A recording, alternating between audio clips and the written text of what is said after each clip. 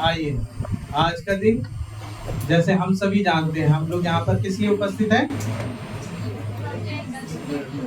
हैं? बिल्कुल, एक और चीज था ना, पास्टर डे के लिए, है ना। हम सभी पास्टर डे के लिए भी उपस्थित हैं। वो उस समय मैंने ऐसे ही बोला था जय का दिन, और आज पास्टर डे भी है। 6 तारीख को था, हम आज के दिन 8 तारीख को मना रहे हैं, क्योंकि आज के दिन हम सभी को समय मिलता है। तो आइए आज के दिन को मनाते हैं। आज के दिन को हम मना ही रहे हैं, हम तो कल से मना रहे हैं, 6 तारीख से ही मना रहे हैं, है ना। ये देखिए, ये सब तैयारी करना, बच्चे लोग तैयारी कर रहे थे, हम सब मना रहे हैं। हमारी कलीसिया के लोगों को याद है इस बात के लिए कि पास्टर डे है, बहुत अच्छी बात है। और एक अच्छी भीड़ों का यही कार्य होता है कि वो अपने पादरी के लिए हमेशा तैयार है ना। आइए, आज इस समय को मैं अपने पिता, अपने गुरु, अपने सब चीज के, जिन्होंने हम सभी को सब कुछ दिया, जैसे आज का ये समय मैं उनसे ले रहा हूँ, है ना। आज का ये समय मैं उनसे ले चुका हूँ।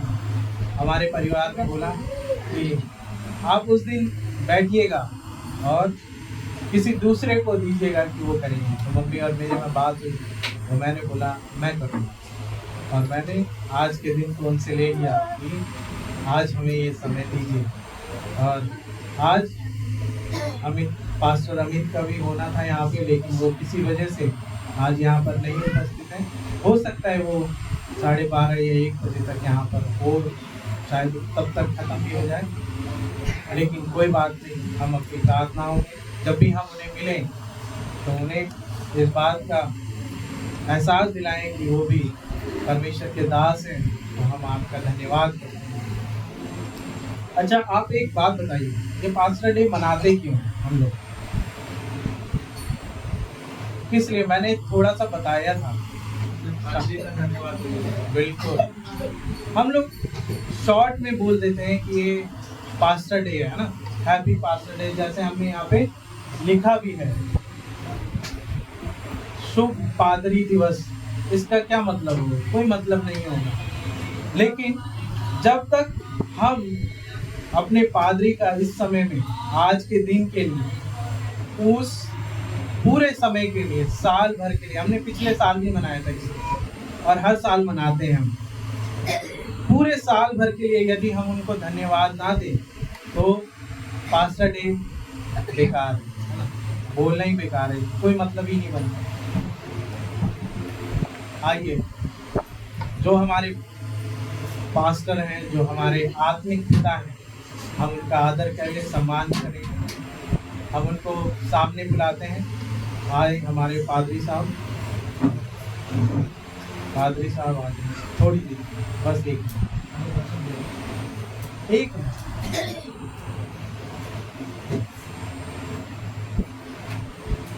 आइए हम सभी खड़े हो जाएं और उनका तालियों से स्वागत।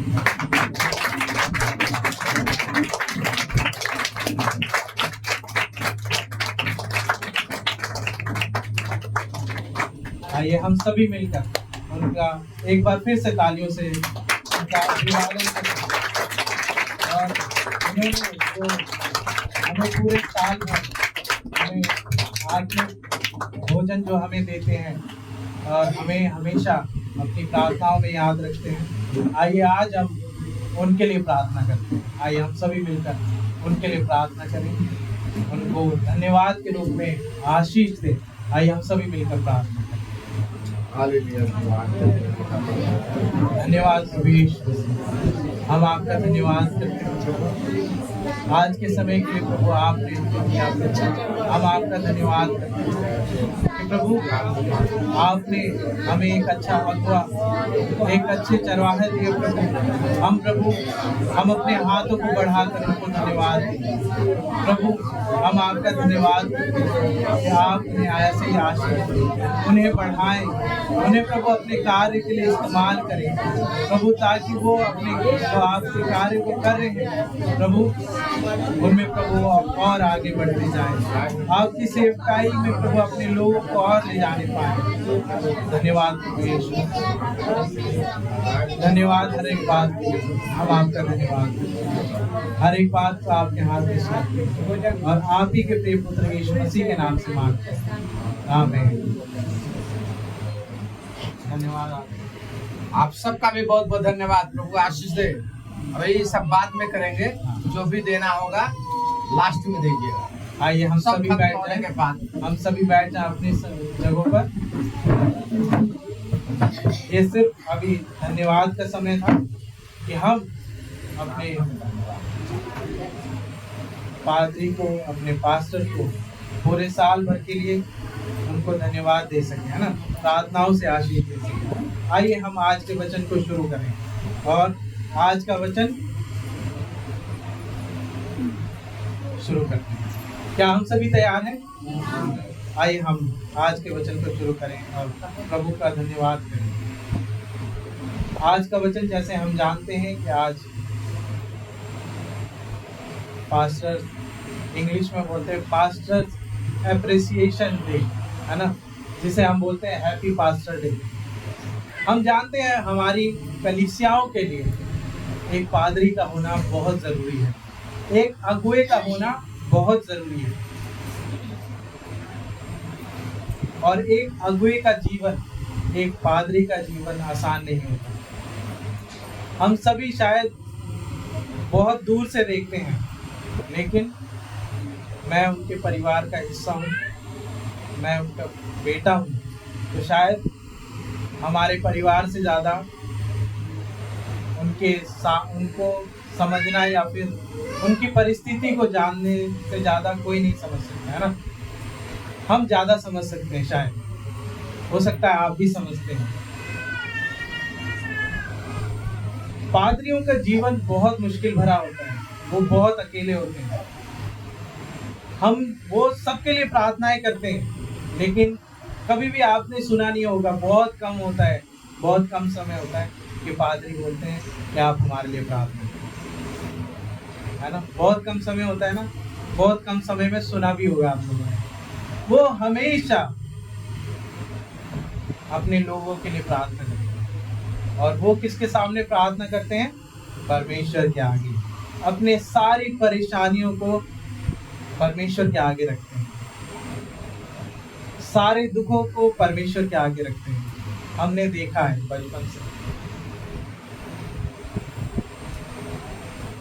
आज साल का पूरे साल भर का आज के दिन ये हमें मौका मिला है कि हम उनको धन्यवाद दे सकें। आइए हम वचन को देखते हैं और हम यिर्मयाह 3:15 निकालें।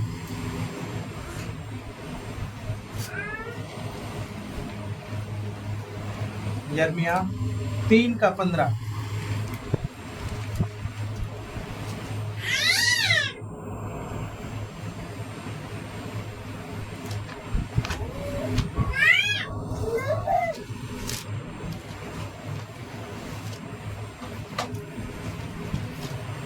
मिल गया किसी को?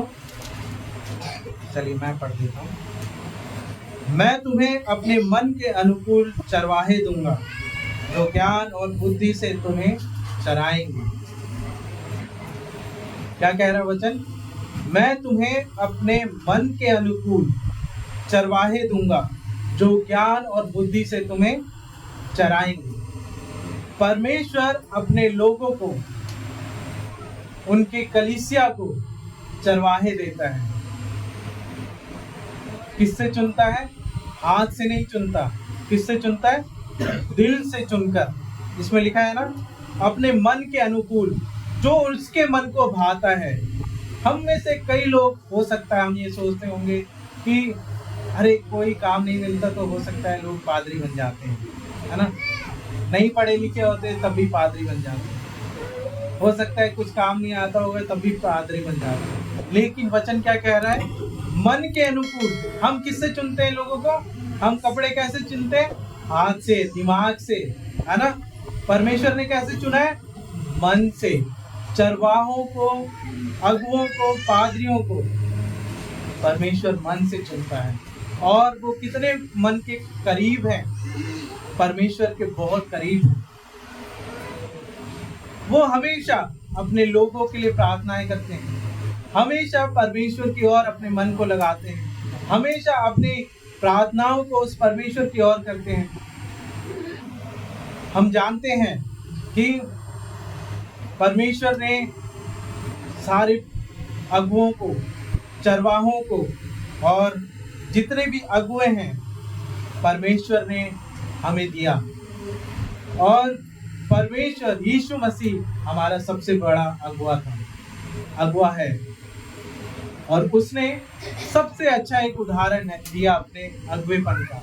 वो हमेशा अपने लोगों की भलाई करता था, हमेशा उनके बारे में सोचा करता था, हमेशा वो देखता था कि उन्हें किस चीज की कमी है। वो हमेशा तरस खाया करता था लोगों पे।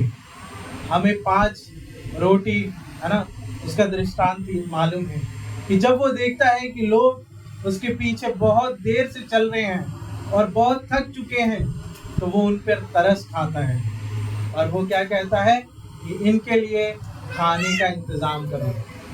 अपने चेलों से बोलता है और वो वहां पर एक बहुत बड़े चमत्कार को देखते हैं। 5 रोटी और 2 मछली से वो 5000 की भीड़ को खिलाता है। वो ऐसा परमेश्वर, वो ऐसा यीशु मसीह, वो ऐसा प्रभु है। वो एक बहुत अच्छा उदाहरण है पादरी का। और हम सब जानते हैं कि हम यहाँ पर उपस्थित हैं आज इस समय को अपने पादरी के लिए, उनको सम्मान देने के लिए। हम उनको धन्यवाद दें, हम उनको याद रखें अपनी प्रार्थनाओं में, हम अपने हर एक बात में उनको याद रखें। मैं एक बात कह रहा था स्टार्टिंग में कि सबसे दुख वाली बात क्या होती है एक पादरी की, कि जब उसके लोग उसके परमेश्वर के भवन में नहीं आते हैं। ये सबसे अच्छा गिफ्ट होगा आपका, है ना? हम सिर्फ आज के लिए नहीं, पूरे साल भर इस गिफ्ट को दे सकते हैं, इस इनाम को उन्हें हर साल दे सकते हैं, रोज दे सकते हैं, जब भी वचन, जब भी प्रार्थना हो उस समय में दे सकते हैं। हमारे जीवनों में कई सारी परेशानियां आती हैं, हम सब एक दूसरे के साथ बांट लेते हैं, एक दूसरे को बता देते हैं, लेकिन एक पादरी कभी नहीं बताता। वो हमेशा अपनी परेशानियां अपने तक रखता है। मालूम है दुनिया में कितने सारे पादरी हैं और उनके जो परिवार हैं वो क्यों टूट जाते हैं? वो इसलिए टूट जाते हैं कि पादरी अपने परिवार पे ध्यान नहीं दे पाते ज़्यादा, वो अपने लोगों पे ध्यान ज़्यादा देते हैं। ऐसा करने से क्या होता है? उनके परिवारों में गड़बड़ियाँ हो जाती हैं। उनके बच्चे बोलते हैं आप पादरी हैं, ठीक है, लेकिन हम पादरी कभी नहीं बनेंगे। 80% पादरियों के बच्चों का यही हाल है। वो पादरी नहीं बनना चाहते, वो चरवाहे, वो अगुवे नहीं बनना चाहते। क्यों? क्योंकि उन्होंने अपने पिता को बचपन से संघर्ष करते हुए देखा है, किस प्रकार से कलीसिया उन्हें सम्मान देती है ना? किस प्रकार से हमारी कलीसिया अपने पादरियों को सम्मान देती है। वो बचपन से देखते हैं, हर परेशानी में वो अकेले खड़े होते हैं, हर तकलीफ में वो अकेले खड़े होते हैं, कोई नहीं होता। परमेश्वर का वचन कहता है कि अपने पादरियों का, अपने चरवाहों के आदर करो, सम्मान करो। हम निकाल लें इफिसियों 4:11।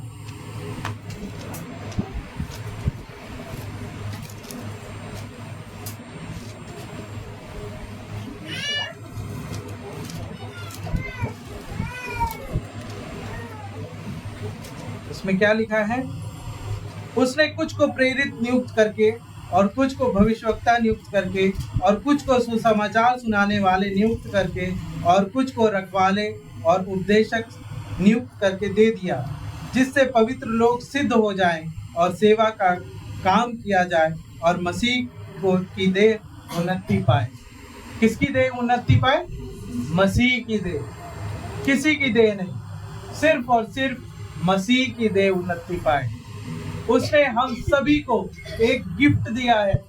परमेश्वर ने हम सभी को एक गिफ्ट दिया है, इनाम दिया है कलीसिया को, और वो इनाम क्या है? अगुआ, पादरी। हम सभी बोले क्या इनाम? वो पादरी है ना। हमारे पादरी साहब, हमारे जो अगुए होते हैं, हमारे चरवाहे जो होते हैं, ये हमारे लिए इनाम है। सोचिए, एक झुंड है, भेड़ों का झुंड है और उनका कोई चरवाहा नहीं है। हम सभी मसीह पर विश्वास करने वाले हैं और हमारा कोई चरवाहा नहीं है। दुनिया में सारे चरवाहे, सारे पादरी लोग अपना काम जो परमेश्वर की सेवा कर रहे हैं वो सब छोड़ दें, कैसा रहेगा? क्या होगा? एक भेड़ है, भेड़ों का झुंड है और उनका कोई चरवाहा नहीं है, क्या होगा? भटक जाएंगे, सब भटक जाएंगे, भटक जाएंगे, बिल्कुल। और क्या होगा? सो रहे हैं लोग, जाग जाएं कृपया करके, जितने भी सो रहे हैं। क्या होगा अगर चरवाहा ना हो? कैसा लगेगा? क्या होगा? और क्या क्या हो सकता है भटकने के अलावा? क्या हो सकता है? वही पूछ रहा हूँ। कैसी परेशानी? भी आ सकते हैं, बीमार भी हो सकते हैं। भेड़ों के पास अगर उनका चरवाहा ना हो तो क्या होगा? कुंड में चले जाएंगे। बिल्कुल। और इन्होंने बताया भटक जाएंगे, उन्होंने बताया अधोलोक के कुंड में चले जाएंगे। भेड़ों को नहीं पता होगा अधोलोक क्या होता है। और क्या हो सकता है? हाँ? सबसे मेन शिकारी जानवर आएगा और उन सबको फाड़ खाएगा। याद रखिए इस बात को, और भटक जाएंगे, है ना। हम सब भटक जाएंगे। परमेश्वर का वचन कहता है कि हम सब भटक गए थे, हम सब ने अपना अपना मार्ग लिया, है ना। और जिन्होंने अपना मार्ग लिया वो खत्म हो गए। हम एक दृष्टांत देखते हैं कि एक 99 भेड़ का है ना, लेकिन वो 100 भेड़ की कहानी है। हम लोग हमेशा बोलते हैं 99 भेड़, लेकिन वो एक भेड़ की कहानी है।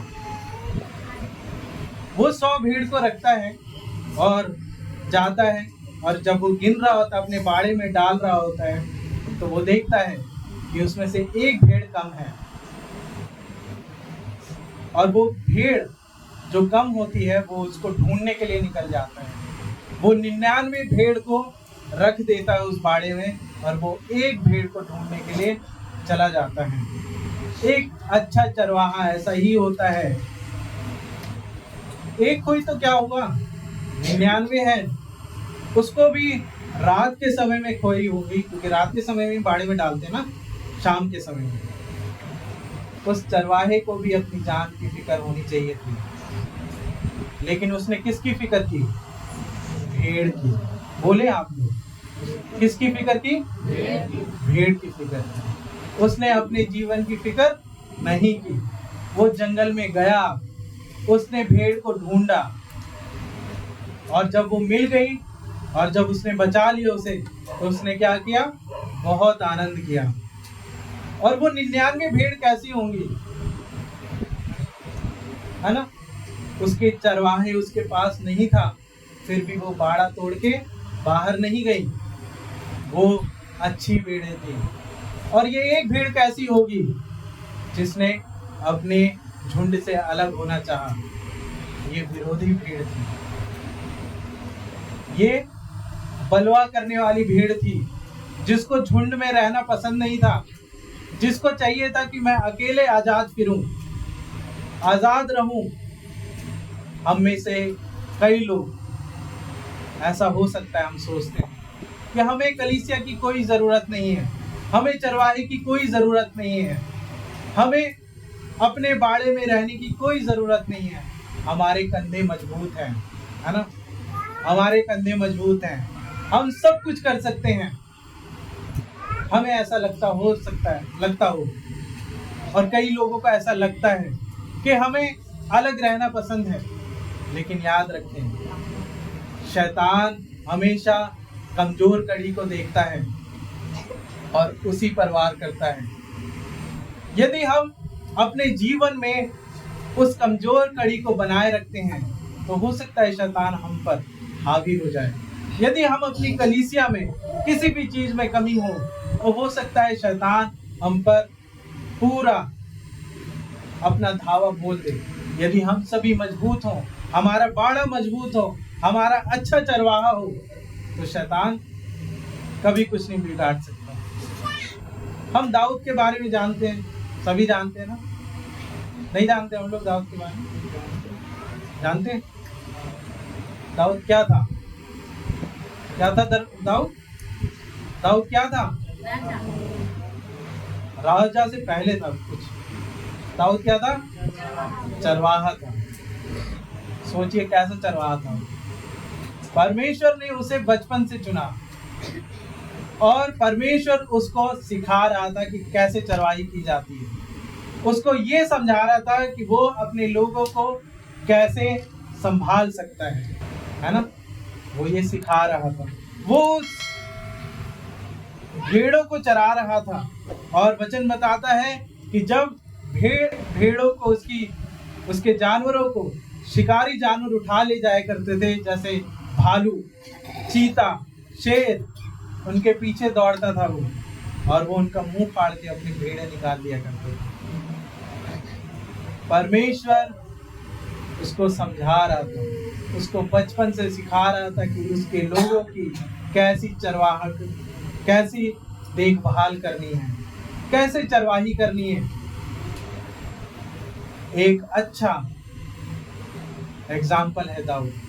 परमेश्वर ने उसे बचपन से सिखाया और हमें बताया कि एक अच्छा चरवाहा कैसा होता है।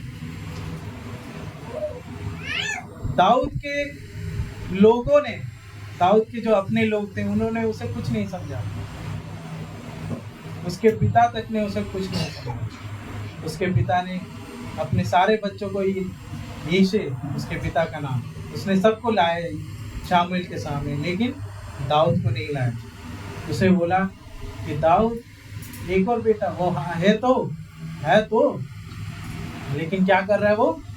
भेड़ों की रखवाली कर रहा है, वो चरवाहा है। और जो दूसरे इसके भाई लोग कैसे थे?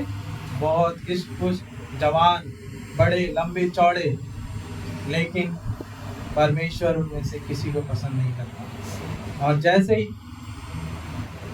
दाऊद आता है, परमेश्वर कहता है ये वही है, शामुएल इसका अभिषेक कर।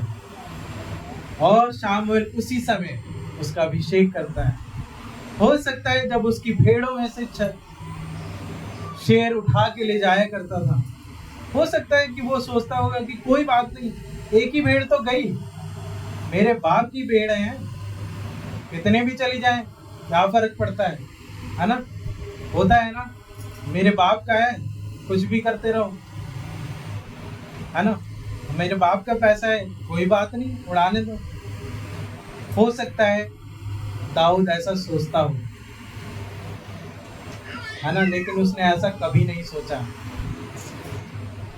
उसके मन में ऐसा आ सकता था कि मेरे पिता का ही तो है सब कुछ, मेरा ही तो है सब कुछ, एक भेड़ चली भी गई तो क्या हो गया। लेकिन उसने किसी चीज को नहीं देखा, उसने सिर्फ और सिर्फ भेड़ को देखा। उसने अपने उस प्रेम को देखा कि यदि वो शेर, वो भालू अगर उस भेड़ को खा जाएगी, उसको नुकसान पहुंचाएगा, तो उसे भी दर्द होगा, उसे परेशानी होगी। ऐसे ही एक कलीसिया का एक पादरी होता है, वो हमेशा हम लोगों के लिए प्रार्थना करते रहते हैं। हम हमेशा देखते हैं, आप लोग भी शायद आते हैं तो कई बार देखे भी होंगे, यहाँ पे वो बैठे रहते हैं, हमेशा वो बाइबल पढ़ते रहते हैं, प्रार्थना करते रहते हैं। एक अच्छा चरवाहा यही होता है, उनके पास 9 से 5 बजे तक की जॉब नहीं होती हमारी तरह, है ना। हम सभी क्या होते हैं, 10 बजे ऑफिस पहुंच गए और फिर 5 या 6 बजे छुट्टी हो गई, ऐसे ही होता है ना, ऐसे ही होता है। आप लोग काम करते हैं, काम करते हैं आप लोग, कितने लोग काम करते हैं, है ना। कुछ लोग काम नहीं करते हैं, है ना, करते हैं ना। हम सभी का जॉब है, मतलब हम सभी का बिजनेस है, कोई अपना काम कर रहे हैं, कुछ भी कर रहे हो, लेकिन हमारा एक समय होता है, रात ढलने से पहले, मतलब सूरज अस्त होने से पहले या सूरज अस्त होने के बाद हम आ जाते हैं। लेकिन एक पादरी का काम 24 घंटे का काम होता है, सबसे हार्ड, मेहनती वाला काम, है ना। हम लोगों को लगता होगा कि वो क्या है, बाइबल ही तो पढ़ना है, प्रार्थना ही तो करना है। एक बहुत मुश्किल भरा काम है। हर दिन वो हमारे लिए प्रार्थना करते हैं, हमेशा हमारे सुख और दुख में हमेशा हमारे लिए खड़े होते हैं। कभी भी हमने फोन किया हो, हमेशा हमारे लिए वो प्रार्थना करते हैं। चाहे हमने उन्हें अपनी खुशी में बुलाया हो, चाहे वो खुद भी परेशान होते हैं, तब भी वो किसी के यहाँ पे जाने से चूकते नहीं है। यदि किसी ने बुलाया हो, यदि वचन देना है तो वो देते हैं। कई बार हमने देखा है कि जब वो बुखार में होते हैं, परेशानी में होते हैं, तब भी वो यहाँ से खड़े होके प्रचार कर रहे होते हैं, दवाई खा रहे होते हैं। ऐसे ही होता है पादरी का जीवन, है ना, बहुत मुश्किल भरा होता है। हम सभी को समझने की ज़रूरत है। आज इस समय में हम सभी, हो सकता है हम कई तैयारियों के साथ आए हों, हो सकता है हम धन्यवाद के लिए अपने पादरी के लिए बहुत कुछ लाए हों, लेकिन आप सबसे सिर्फ एक विनती है, उनको सिर्फ एक इनाम दें, एक उदारता का, मतलब उनको सम्मान दें, आदर दें उनका, ये करके कि हम सभी कलीसियाओं में आए।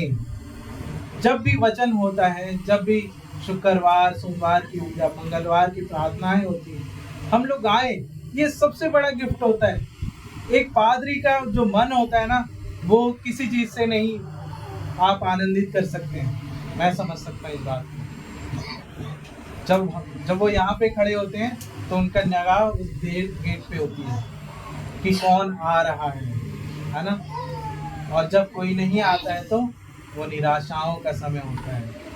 एक पादरी निराशाओं में चला जाता है अपने लोगों की वजह से, अपने ही लोगों की वजह से वो निराशाओं में चले जाते हैं। हम, हो सकता है हम अनजाने में या जानबूझ के कई सारी बातें करते हों, और हो सकता है हम कई बातें हमारे पादरी साहब उन्हें सुनते भी हों, समझ में भी आ जाता है, उन्हें पता भी चल जाता है, लेकिन उन बातों से उन्हें बहुत चोट लगती है, निराशाएं आती हैं।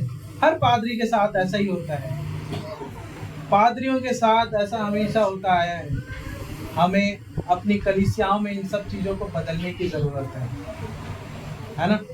हम चाहे कैसी भी बातें करें, यदि पादरी अच्छा करता है तो अपने मन की कर रहा है। यदि पादरी ने थोड़ा हार्ड वचन दे दिया, अरे ये तो खड़ूस पादरी है ना। यदि पादरी के बाल सफ़ेद हो गए तो जवान लोग क्या कहते हैं, अरे यार ये अपने मतलब की बात नहीं करते। अगर पादरी छोटा हो तो हमारे जैसा, मतलब पादरी अमित जैसा, तो क्या कहते हैं, अरे उनको तो एक्सपीरियंस ही नहीं है ना।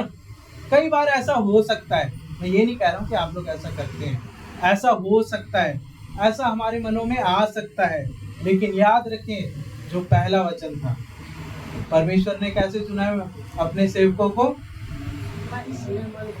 मन के अनुसार, मन के अनुसार। यहाँ से खड़े होने वाला कोई भी व्यक्ति, चाहे वो आप ही क्यों ना हो, यहाँ से यदि आप खड़े होकर परमेश्वर का वचन देते हैं, परमेश्वर ने आपको चुना है, परमेश्वर आपको मन से चुना है, अपने हाथों से नहीं चुना है। हम हाथों से कई खराब चीज़ें उठा लेते हैं ना, फिर उन्हें फेंकना पड़ता है, लेकिन परमेश्वर ने हमें मन से चुना है। ऐसे पादरियों को, हमारे पादरी जैसे लोगों को परमेश्वर ने मन से चुना है। हमने मूसा के बारे में सुना, मूसा कैसा था, हम मूसा के बारे में पढ़ेंगे तो उसका 17 के 12 में लिखा है, जब अमालेकियों ने उसके ऊपर, उन लोगों ने मतलब इस्राएलियों के ऊपर, आइए हम पढ़ ही लेते हैं। निर्गमन 17 का 12। पर जब मूसा के हाथ भर गए तब उन्होंने एक पत्थर लेकर मूसा के नीचे रख दिया और वह उस पर बैठ गया, और हारून और हूर एक एक अलंग में उसके हाथों को संभाले रहे और उसके हाथ सूर्यास्त तक स्थिर रहे। परमेश्वर अपने वचन पर आशीष दे। मालूम है यहाँ पे क्या हो रहा है? यहाँ पर एक युद्ध हो रहा है, ठीक है? यहाँ पर एक युद्ध हो रहा है इस्राएलियों के साथ और अमालेकियों में। जो मूसा है वो परमेश्वर के सामने अपने हाथों को ऐसे उठाए रखता है ना, ऐसे उठा के रखता है, और जब तक वो ऐसे हाथ उठाए रखता है तो तब तक क्या होता रहता है? वो युद्ध जीतते रहते हैं। और जैसे ही मूसा थक जाता है और हाथ नीचे कर लेता है, वैसे क्या होता है? वो हारने लगते हैं। तब क्या होता है कि वहां पर दो लोग आते हैं, वो लोग देख रहे होते हैं इस चीज को, और वो लोग कौन होते हैं? हारून और हूर। क्या होता है उनका नाम? हारून और हूर। वो इस बात को देखते हैं कि जब जब ये हाथ ऊपर करता है तब तक जो यहोशू जो नीचे लड़ रहा है वो लोगों को मारते जा रहा है, लेकिन जैसे वो नीचे कर लेता है सारे लोग मरने लगते हैं, मतलब जितने भी हैं वो हारने लगते हैं। तब ये लोग क्या करते हैं? हारून और हूर आते हैं और क्या करते हैं? उसके नीचे एक पत्थर लगा देते हैं और मूसा को वहीं बैठा देते हैं, और दोनों हाथों से एक तरफ हारून और एक तरफ हूर उसके हाथ को ऐसे पकड़े रहते हैं। कोई आएगा बच्चे यहाँ पे? कोई आओ, कोई आओ, कोई आओ, जल्दी आओ, जल्दी आज ये तो है ना। मान लीजिए ये मूसा है, हैं? आओ, जल्दी आओ, हैं? आशीष हाथ उठाएगा ऐसे, बेटा तुम भी आओ, जल्दी आओ, एक इधर आओ, ठीक, ऐसे उठा के ऐसे पकड़ के रखो उसका, तुम भी पकड़ लो उधर, है ना? देख रहे हैं? हाँ, मूसा का हाथ ऐसे उठा रहता था, एक पादरी का हाथ भी ऐसे उठा रहता है हमारे लिए, याद रखें इस बात को। लेकिन एक पादरी, एक पास्टर एक इंसान है। हो सकता है वो थक जाए, हो सकता है वो परेशान हो और उनका हाथ नीचे झुकने लगे। हम वो इंसान है, इस बात को समझे। मूसा जब ऐसा हो रहा था, मूसा परेशान हो रहा था और अपना हाथ बार बार नीचे कर लेता था, और जब जब वो ऐसा कर रहा था तब कैसा हो रहा था? वो लोग हार रहे थे, लेकिन जैसे ही हारून और हूर आ गए उसको सहारा मिल गया, है ना? उसको सहारा मिल गया और उन दोनों ने इन भाइयों की तरह उसका हाथ ऐसे करके उठा लिया और बोला कि चिंता मत कर, हम हैं तेरे साथ, है ना? क्या हम हारून और हूर हैं? हमारे पादरी हमेशा दुनिया के सारे पादरियों के बारे में बात कर रहे हैं। आशीष, दिक्कत हो रही है? नहीं हो रही ना? देखिए, नहीं होगी दिक्कत, क्योंकि दो लोग हैं उसको संभालने के लिए, है ना? मूसा के पास एक बहुत बड़ी भीड़ थी, लोग थे, उसके पास बहुत लोग थे जो उसके पीछे चल रहे थे, उसकी मानकर ही वो मिस्र से निकल के आए थे, है ना? मिस्र से निकल के आए थे। लेकिन इन दोनों लोगों ने, सिर्फ इतनी बड़ी भीड़ में से इन दोनों लोगों ने समझा कि हमारा अगुआ जो है वो थक चुका है, वो थक रहा है बार बार, और हारून और हूर उस जगह पे आते हैं और वो उसको सहारा देते हैं। बैठो, हमारे जीवनों में भी ऐसा ही होता है। हमारी कलीसियाओं में हमारे पादरी लोग थक जाते हैं। क्या हम हारून और हूर हैं? क्या हम उन लोगों की तरह हैं जो हम अपने पादरी के पास आए, बोले पादरी साहब परेशान मत होइए, हम हैं आपके साथ, हम आपका हाथ उठाने के लिए तैयार हैं, हम आपकी हर एक परेशानी में खड़े होंगे, हम हमेशा आपकी किसी भी कार्य में हम लोग खड़े होंगे। याद रखें, यदि एक पादरी हार रहा है तो उसका कलीसिया, उनकी कलीसिया कभी भी जीत नहीं सकती। यदि एक पादरी, यदि एक सेवक, यदि एक अगुआ अपनी कलीसियाओं में हार रहा है तो उसकी कलीसिया कभी भी उन्नति को प्राप्त नहीं कर सकती। उस मूसा को देखिए, उसके लोगों को देखिए, वो लोग बहुत थे, लेकिन मूसा जैसे ही हाथ नीचे कर रहा था वो लोग हार रहे थे। हमें भी हारून और हूर बनने की जरूरत है। हम लोग हमेशा बोलते हैं हमारी कलीसियाओं में उन्नति नहीं है, हम लोग हमेशा बोलते हैं हमारी कलीसियाओं में ये नहीं है, हमारी कलीसियाओं में वो नहीं है। क्या हम लोग चाहते हैं कि हमारी कलीसिया उन्नति करें? हम लोग चाहते हैं? हम लोग चाहते हैं कि अगले साल हम और बड़े तादाद में हों? चाहते हैं हम लोग? नहीं चाहते? चाहते हैं ना। हम लोग चाहते हैं कि और लोग इस कलीसिया में जुड़ें। चाहते हैं? हम लोग चाहते हैं कि और ये जो जगह है ये और बड़ी हो जाए। हम लोग, मैं सुनना चाहता हूँ आप लोगों से। हाँ, चाहते हैं ना? हम लोग चाहते हैं कि हम और उन्नति को प्राप्त करें। चाहते हैं? चाहते हैं ना? तो इसके लिए आप लोगों के सहारे की जरूरत पड़ेगी। आप लोगों के सहारे के बिना कुछ भी संभव नहीं है। उस हारून और हूर के बारे में देखिए, उन्होंने सहारा दिया अपने अगुए को और वो उस लड़ाई को जीतते हैं और अंत में वो जीते। इंसान होता है एक पादरी, याद रखें इस बात को। किसी भी बात को बोलने से पहले सोचें, समझे कि हम किसके बारे में बोल रहे हैं। हमें सोचने की ज़रूरत है, हमें समझने की ज़रूरत है। यदि हम अपने अगुए के बारे में कुछ भी एक शब्द भी बोलते हैं तो परमेश्वर कभी माफ़ नहीं करता उस चीज़ को। हम लोग जाने इस बात को, क्योंकि परमेश्वर हमसे प्रेम करता है। परमेश्वर ने पादरी हमें इनाम के रूप में दिया है, उस इनाम का गलत इस्तेमाल ना करें, है ना। जैसे तैसे इस्तेमाल ना करें, एक समय के अनुसार सही से इस्तेमाल करें। परमेश्वर हमसे यही चाहता है। हमारे जीवनों में कई सारी बातें हो सकती हैं, आती हों, हम परेशान होते हैं, हम दुखी होते हैं। ऐसे ही हमारे पादरी लोग भी होते हैं, है ना। वो भी इंसान है, वो भी परेशान होते हैं। हमें कम से कम उनका हाल तो पूछना ही चाहिए। कभी कभी, पादरी साहब आप कैसे हैं? मेरे को बड़ा अच्छा लगता है जब मैं कभी बैठा होता हूँ। एक बार, एक नहीं 2-3 बार मैंने सुना है, मैं ऐसे बैठा हुआ था, पापा के पास फ़ोन आया तो उन्होंने पूछा, पापा ने बोला बताइए क्या बात है? बोले बस ऐसे ही फ़ोन किया आपके पास, आपका हाल चाल पूछिए। कितनी अच्छी बात है। और वो मालूम कहाँ से आया था फ़ोन? औरंगाबाद से। मीना नाम की मीना नाम की हर शनिवार को हर शनिवार को वो पूछती है कि आपका हाल कैसा है।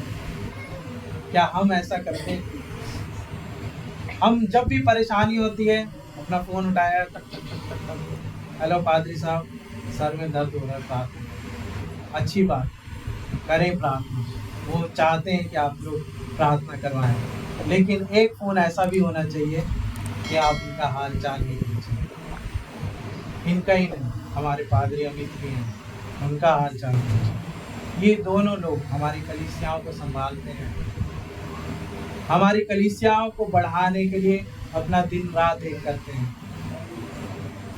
अपने आप लोगों ने अब देखा होगा, इन लोगों के दोस्त नहीं है, कभी भी नहीं होते दोस्त। पादरियों के दोस्त नहीं होते, बहुत कम होते हैं। परमेश्वर ने उन्हें अलग चुना है। वो सोचते हैं कहीं हमारी कलीसिया के लोग उनके द्वारा ठोकर ना खा जाए, कहीं हम उनके देखने के द्वारा, वो कभी कहीं जाते भी नहीं है। हम बोलते हैं उन्हें कि आप चलिए ना, यहाँ चलते हैं, बहुत मुश्किल से जाते हैं, बहुत मुश्किल से। क्यों? क्योंकि उन्हें मालूम है कि उनका काम क्या है।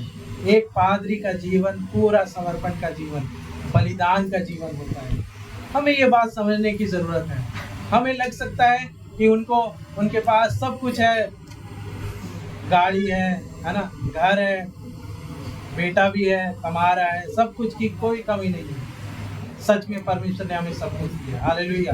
परमेश्वर ने हमें सब कुछ दिया है। परमेश्वर ने हमारे पास कोई कमी नहीं है, लेकिन उनको कमी लगती है। आप लोगों को कई बार, है ना, कई बार कमी लगती है। उन्हें लगता है कि काश कि मेरे लोग मेरा हाल चाल पूछते, मेरे बारे में पूछते कि मुझे कैसा लग रहा है। जब मैं बीमार हूँ तो मेरे बारे में पूछे। वो भी इंसान है। हम किसी की तारीफ करते हैं तो यदि हमारी कोई तारीफ करता है तो हमें अच्छा लगता है ना।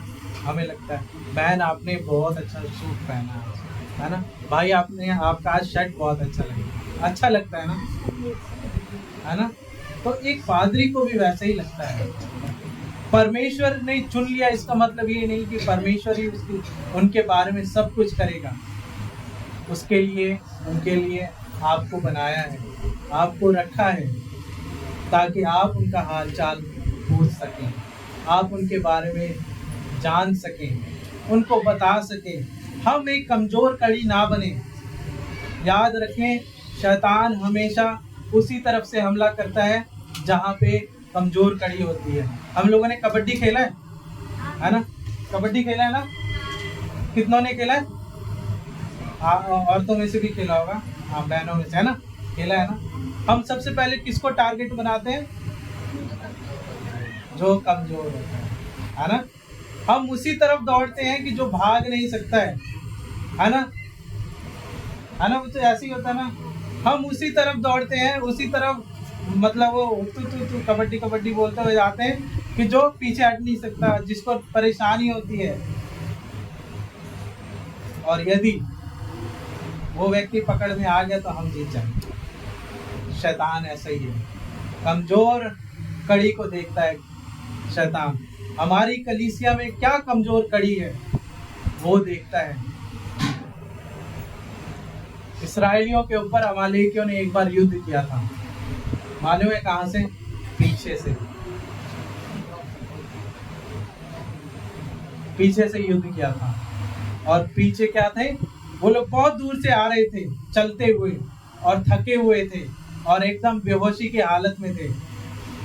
और उन लोगों ने क्या करा? आए पीछे से, और उन लोगों ने उन पर धावा बोल दिया, और उन लोगों ने उनको मार दिया। याद रखें, यदि हम कमज़ोर हैं तो हम शैतान के हाथों मारे जाएंगे। यदि हम अपने पादरी को, अपनी कलीसिया को सपोर्ट करने में अगर हम कमज़ोर हैं तो हम नहीं जीत सकते। आप कितना भी एड़ी चोटी का जोर लगा लीजिए, नहीं जीत सकते। वही लोग हैं जो हमारे लिए प्रार्थनाएं करते हैं। हम लोग हमेशा प्रार्थनाएं सुनते हैं, हम लोग हमेशा गवाहियाँ सुनते हैं कि पादरी साहब ने हमारे लिए प्रार्थना करी और हमारे लिए ये हो गया। ये पादरी साहब की ताकत नहीं, लेकिन परमेश्वर की ताकत है। लेकिन परमेश्वर ने किसके द्वारा काम किया? पादरी साहब के द्वारा, है ना। हमें उन्हें धन्यवाद देने की ज़रूरत है। हर एक दुनिया के, हर एक कलीसिया के लोगों को, अपने पादरियों को देखभाल करने की ज़रूरत है। यदि उसके पास भेड़ें हों और भेड़ें कोई फल ना दें, यदि भेड़ें ये कह दे कि नहीं मैं तो अपना ऊन नहीं दूंगी भाई, मैं अपने बाल तुम्हें नहीं उतारने दूंगी, मैं अपना दूध तुम्हें नहीं देने दूंगी, कैसा लगेगा चरवाहे को? अच्छा लगेगा? चरवाहे को लगेगा कि ये हमारे भेड़ में रहने लायक है? लगेगा? नहीं लगेगा। उसका पूरा मेहनत करना बेकार। इसीलिए हमें अपनी कलीसियाओं में अपना सहयोग देने की ज़रूरत है। हम लोगों को लगता होगा हमारे पादरी साहब को बहुत कुछ मिलता है ना, नहीं मिलता है। 1 साल या 2 साल हो चुका है अभी तक, मैं आपको आज बता रहा हूँ। आज तक उन्हें, अभी तक 2 साल से, पहले सैलरी मिला करती थी, मतलब उन्हें कुछ दान दिया जाता था तब चलता था। लेकिन अभी तक 2 साल से, शायद है ना, 2 साल से उन्हें कुछ भी नहीं मिला है। ये बात मैं बोल रहा हूँ, शायद नहीं भी बोलनी चाहिए, लेकिन हमारे कलीसियाओं को पता होना चाहिए कि हमारे पादरी लोग किस परिस्थिति से गुजर रहे हैं। हम लोग हमेशा बाहरी चीज़ों को देखते हैं, हमें लगता है सब कुछ अच्छा है, वो मुस्कुरा रहे हैं, वो खेल रहे हैं, तो सब कुछ अच्छा है, लेकिन एक बहुत जिम्मेवारी का काम कर रहे हैं। तो हमें भी ज़रूरत है कि हम भी अपने योगदान को दें। यदि हम चाहते हैं कि हमारी कलीसिया बढ़े, तो हमें हारून और हूर बनने की ज़रूरत है कि हम अपने पादरी का हाथ उठाए रखें और हम जीतते रहें, हम हारे नहीं। क्या हम में से कोई लोग हैं जो हारून और हूर बनने के लिए तैयार हैं? कुछ हैं लोग हारून और हूर बनने के लिए? कौन कौन बनना चाहता है हारून और हूर? हारून और हूर कौन बनना चाहता है? कौन लोग परमेश्वर के लोगों को उनका हाथ थामे रहना चाहता है? महिलाओं में से कोई नहीं है? बहुत अच्छी बात। अपनी प्रार्थनाओं में याद रखें, ये सबसे बड़ा सपोर्ट है ना? परमेश्वर सब कुछ कर सकता है, परमेश्वर सब कुछ करता है। पादरियों को याद रखें, अपने दुख में जैसे याद रखते, अपने सुख में भी याद रखें। उनके लिए हमेशा ये सोचें कि वो हमारे परिवार का हिस्सा है, क्योंकि वो अपने परिवार से ज़्यादा आपको अहमियत देते हैं। मैं अपनी सच में बात बता रहा हूँ। हमारे परिवार में कई शादियाँ पड़ती हैं, ठीक है, लेकिन वो कभी नहीं जाते, जाते हैं लेकिन 1-2 शादियाँ मैंने अभी तक देखा बस। क्यों नहीं जाते हैं? कि हमारी कलीसिया क्या होगा, कैसे होगा, क्या करेंगे, अकेले पड़ जाएंगे। वो हमारे लोगों से ज़्यादा अपने लोगों को नहीं देते हैं, इसलिए हमें समझने की ज़रूरत है, हमें उनको अहमियत देने की ज़रूरत है। अपने अगुओं को याद रखें। मूसा को जैसे उसके लोगों ने संभाला, वैसे ही आप लोग भी अपने अपने पादरियों को संभालें। परमेश्वर अपने वचन को आशीष दे। आमीन।